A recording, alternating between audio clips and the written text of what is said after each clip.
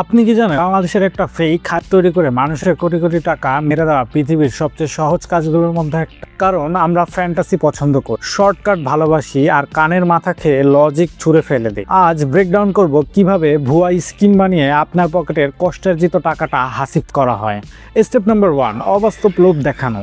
50,000-এর iPhone বা bike আপনাকে 25,000 টাকায় অফার করা হবে। লজিক বলে মালিকের কি মাথায় সমস্যা আছে যে অর্ধেক দামে বেচবে? কিন্তু আপনার ব্রেন তখন ডোপামিনের চোটে ফ্যান্টাসি দেখবে। প্রথম কিছুদিন লসে ডেলিভারি দিয়ে মানুষের ট্রাস্ট জেতা হয়, আর সোশ্যাল মিডিয়ায় বানানো হবে ভুয়া রিভিউয়ের বন্যা। Step number 2, show off. 2 টাকার ব্র্যান্ডিং, 5 স্টার হোটেলে গ্র্যান্ড ইভেন্ট আর কিছু পরিচিত ফেসকে নিয়ে প্রমোশন। আপনার মনে হয় আরে এত বড় ইভেন্ট করছে, এত বড় অফিস, এরা কি আর পালাবে?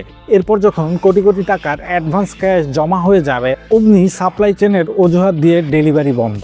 সবচেয়ে ফালতু ব্যাপার কোনটা জানেন? স্ক্যামাররা যখন কোটি টাকা নিয়ে হাওয়া হয়ে যায়, তখন মানুষ তাদের বিরুদ্ধে কেস করার বদলে ফেসবুকে দোয়া ইউনুস পড়ে আর আকুতি জানায়, ভাই অন্তত মূল টাকাটা ফেরত দেন। স্ক্যামাররা আপনার এই দুর্বলতা আর সহজে বড়লোক হওয়ার লোভটাই ক্যাশিং করে। দিন শেষে ভাই, ফ্রিল্যান্স বলে দুনিয়াতে কিছু নাই। কোনো বিজনেস বা অফার যদি আপনার কাছে too good to be true মনে হয়, তবে নিশ্চিত থাকবেন সেখানে আপনি প্রোডাক্ট। আপনি কি কখনো এমন কোনো ফেক হাইপ বা ই কমার্স স্ক্যামে আটকেছেন? কমেন্টে জানান।